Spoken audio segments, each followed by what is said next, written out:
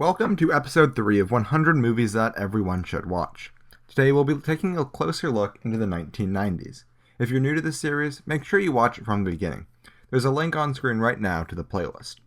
Our first movie is American Beauty, which tells the story about a man who goes through a midlife crisis and tries to turn his ordinary life into an extraordinary one, and he does it through a few different ways, whether that be drugs, women, or self-improvement. It's ultimately a movie about happiness and basically what it takes to become happy.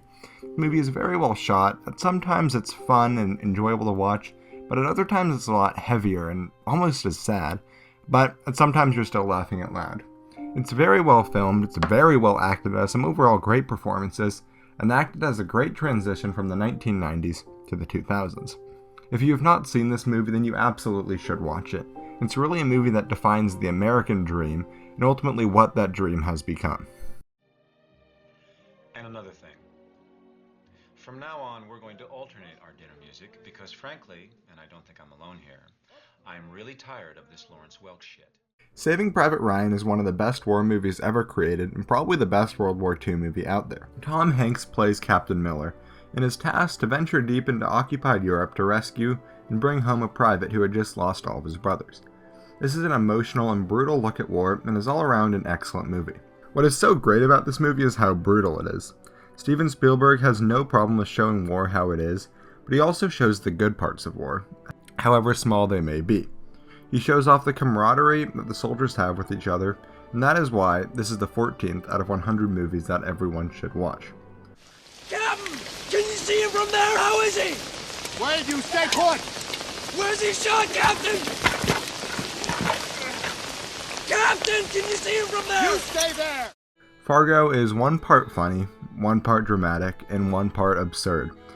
Fargo takes place in a small, homely town where a car salesman pays two thugs to kidnap his wife for ransom from her extremely wealthy father. And in typical Coen brothers fashion, things go downhill. Fast. The movie acts as a satire into crime movies, showing that in real life, things like this go wrong. But this movie stands on its own, held up by great performances, some of the best writing out there, and some awesome visuals. This movie has already been influential in the satire and comedy genre by showing that anything can be funny, but also influential in the drama genre by creating a tone that has been copied and reused. Mr. Lundegaard, sorry to bother you again. Can I come in? Yeah, no, I'm kinda busy here. I understand. I'll keep it real short then. The Shawshank Redemption is a movie about hope which is delivered to a small prison by Andy Dufresne's, a wife-killing banker played by Tim Robbins. In prison, Andy meets Red, and the two begin to improve both the prison and themselves. This is the movie that on the surface acts as a simple story, but when you look a little bit deeper, you can soon discover this is about so much more. Like hope, the American dream, self-improvement, hate, revenge, and just so much more. The movie is inspirational, it's well filmed, well acted, and overall is an excellent piece of art, and a movie that everyone needs to see. I guess it comes down to a simple choice, really.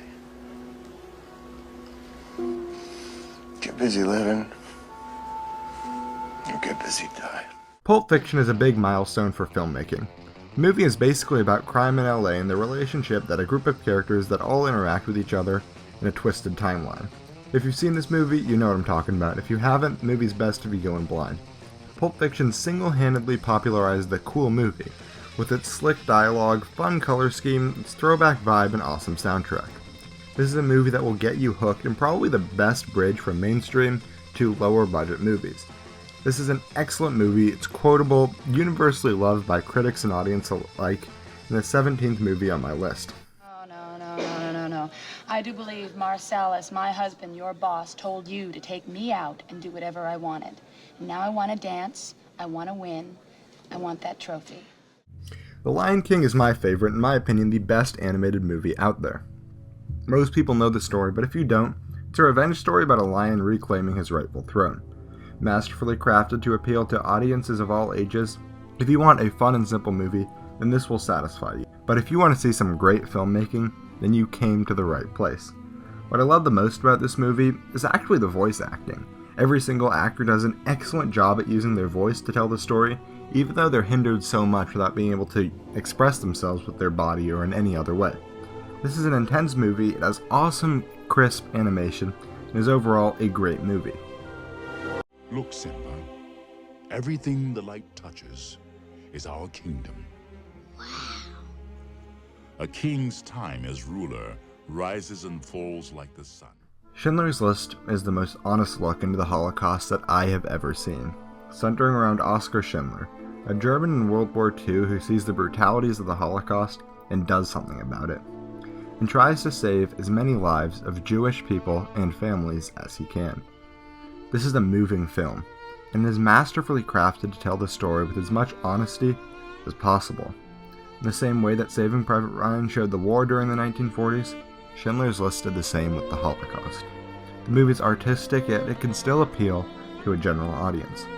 This isn't a movie that you're going to want to watch once a month, but it is one that everyone should watch in their lifetime. I could have got more. I don't know if I just... I could have got more. Oscar, there are 1,100 people who are alive because of you. Jurassic Park brought dinosaurs to life both in the movie and on the big screen. It's big enough that this is the third Steven Spielberg movie in this decade, but he released this and Schindler's List in the same year. The movie tells the story of a park where scientists have brought prehistoric creatures back to life. The dinosaurs escape, and it's a quest for survival with the group that is stuck on the island. This is a masterfully made movie with a great tone, stunning visuals, and overall, it's an incredible movie. The reason that this movie makes my list is that it's a milestone in special effects. Spielberg had a great blend of both practical and computer-generated effects, and it made this movie stand the test of time.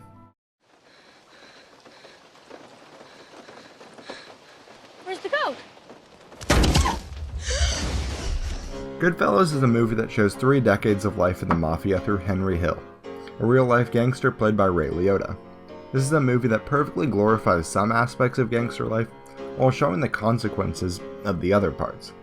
This movie is so well filmed and is a perfect combination of both mainstream and yet still artistic cinema.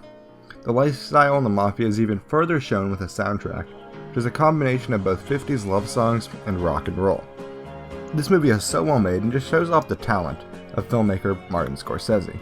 Every actor is great. The awesome single-take style of cinematography helps brings the audience into the world. I love this movie. If you have not seen it, then you are really missing out. What do you want, fucko? You want some? Huh? Oh, hey! What are you doing?